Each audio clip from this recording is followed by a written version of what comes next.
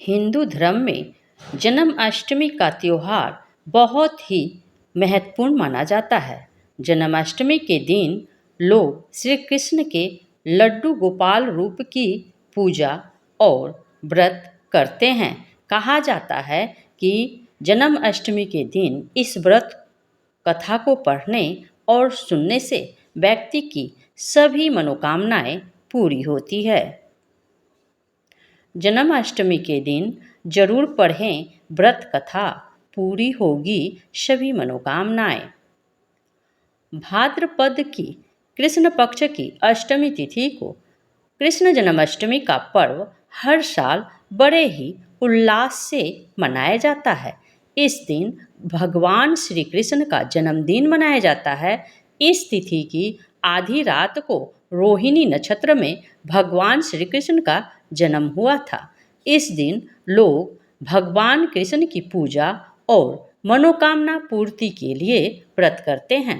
कहा जाता है कि जन्माष्टमी के व्रत के दौरान लोग श्री कृष्ण की जन्म कथा को पढ़ता और सुनता है तो उसे सभी पापों से मुक्ति मिलती है, साथ ही व्यक्ति पर श्री कृष्ण की कृपा बरसती है।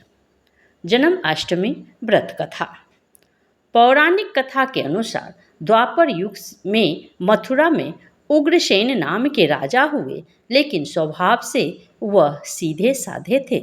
यही वजह थी कि उनके पुत्र कंस ने ही उनका राज्य हड़प लिया और खुद मथुरा का राजा बन बैठा। कंस की एक बहन थी जिसका नाम था देवकी। कंस उनसे बहुत स्नेह करता था। देवकी का विवाह वासुदेव से तय हुआ तो विवाह संपन्न होने के बाद कंस स्वयं ही रथ हाँकते हुए बहन को ससुराल छोड़ने के लिए रवाना हुआ। विदाई के समय हुई आकाशवाणी। कंस अपनी बहन देवकी को छोड़ने के लिए जा रहा था, तभी एक आकाशवाणी हुई कि हे कंस, जिस बहन को तू बड़े प्रेम से ले ससुराल जा रहा है, उसके गर्भ से पैदा होने वाला 8वां बालक तेरा वध करेगा। यह सुनते ही कंस क्रोधित हो गया और देवकी और वासुदेव को मारने के लिए जैसे ही आगे बढ़ा, तभी वासुदेव ने कहा कि वह देवकी को कोई नुकसान न पहुंचाए। वह स्वयं ही देवकी की 8वीं संतान कंस को सौंप देगा। उसके बाद कंस ने वासुदेव और देवकी को कारागार में बंद कर दिया।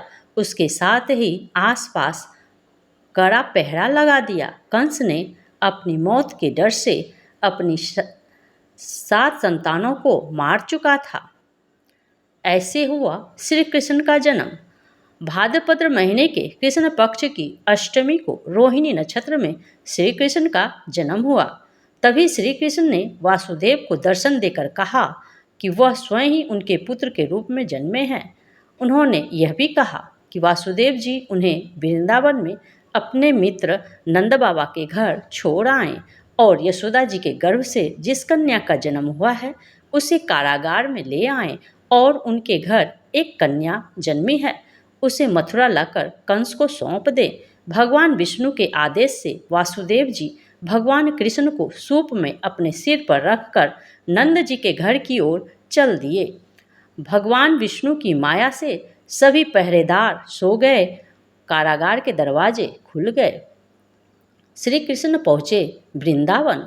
वासुदेव भगवान श्री कृष्ण को लेकर नंद जी के यहाँ सकुशल पहुँच गए और वहाँ से उनकी नवजात कन्या को लेकर वापस आ गए। जब कंस को देवकी की 8वीं संतान के जन्म की सूचना मिली, वह तत्काल कारागार में आया और उस कन्या को छीनकर पृथ्वी पर पटकना चाहा, लेकिन वह कन्या उसके हाथ से निकलकर आसमान में चली गई। फिर कन्या ने कहा, हे मूर्ख कंस, तुझे मारने वाला जन्म ले चुका है और वह वृंदावन पहुंच गया है। वह कन्या कोई और नहीं, स्वयं योग माया थी।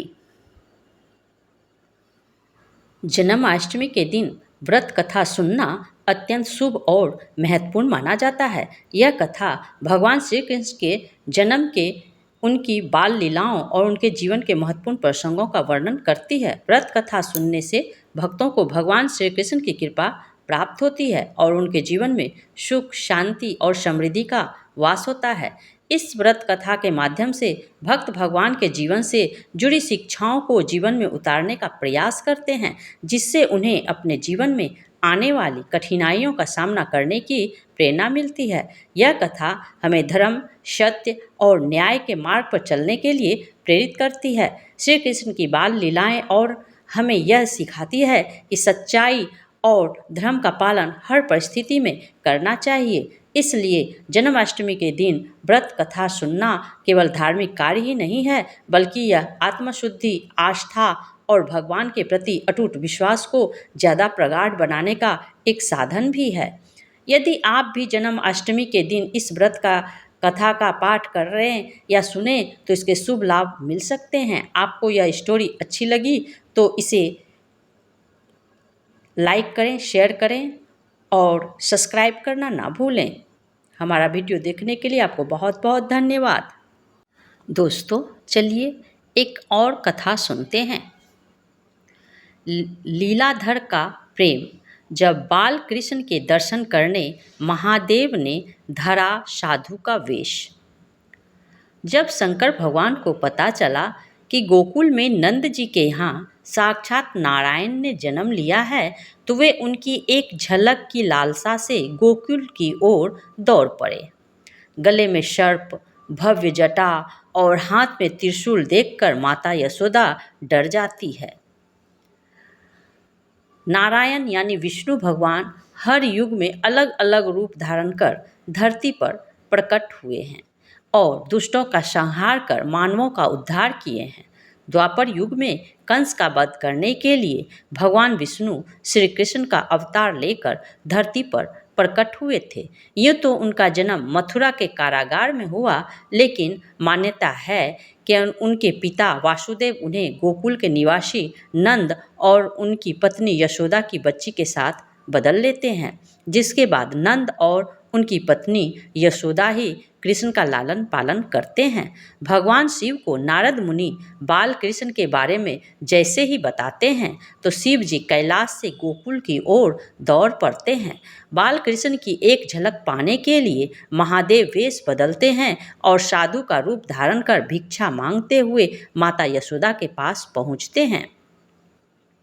श्री कृष्ण के नाम जपते भगवान शिव मैया यशोदा के चौखट पर पहुंचते हैं और आवाज़ लगाते हैं। यशोदा माता को जैसे ही पता चलता है कि कोई साधु दरवाजे पर आया है तो वह उनके लिए भिक्षा लेकर जाती है। गले में सर्प, भव्य जटा और हाथ में त्रिशूल देखकर माता यशोदा एक पल के लिए चौंक जाती है।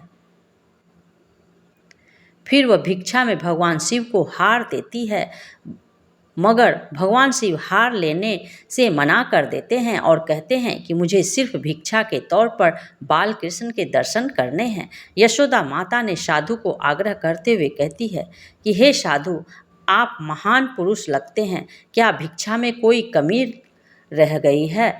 आपको जो चाहिए आप मांगिए, मैं आपको दूंगी, पर मैं कान्हा को बाहर नहीं लाऊंगी। कान्हा के दर्शन की जिद पर अड़े शिव।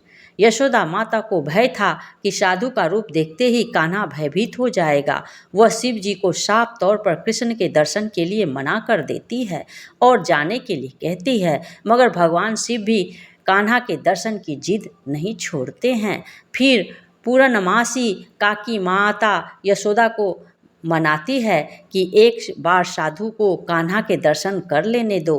काकी की बात सुनकर यशोदा माता मान जाती है और अपने लल्ला को बाहर ले आती है। भगवान शिव श्री कृष्ण से मिलकर वापस चले जाते हैं। जाते जाते महादेव अपने चरणों को छाप छोड़ जाते हैं, जिसे देख यशोदा और नंद राय समझ जाते हैं कि ये कोई आम ब्राह्मण नहीं थे, कोई दिव्य पुरुष थे। इस प्रकार शिव जी कान्हा का दर्शन, बाल रूप का दर्शन करते हैं। ये कथा अवश्य सुननी चाहिए जो कृष्ण जन्माष्टमी का व्रत रखे हैं। ये सुनने से बहुत ही पुण्य की प्राप्ति होती है। आप यदि कृष्ण भगवान के बाल रूप का कथा नहीं सुनते हैं तो आपकी व्रत अधूरी रह जाएगी। इसलिए या तो देखें या फिर सुने, अवश्य ही व्रत कथा खुद भी पढ़ सकते हैं। आपके पास किताब नहीं है तो आप मोबाइल में कथा सुन सकते हैं। 12 बजे तक जगे रहिए और कृष्ण भगवान को झूला झूलाते रहिए, तभी आपको जन्माष्टमी का पुण्य प्राप्त होगा। कृष्ण भगवान बाल रूप का पूजा सभी लोग करते हैं और बहुत ही भक्ति भाव से करते हैं। कृष्ण भगवान का बाल रूप लड्डू गोपाल सभी की इच्छा पूर्ति करते हैं। आप भी कथा सुनकर अपनी इच्छाओं की पूर्ति कर सकते हैं और उनके मंत्र का जाप कर सकते हैं। जितना आप कृष्ण भगवान के मंत्र का जाप करेंगे उतना ही आपको पुण्य की प्राप्ति होगी।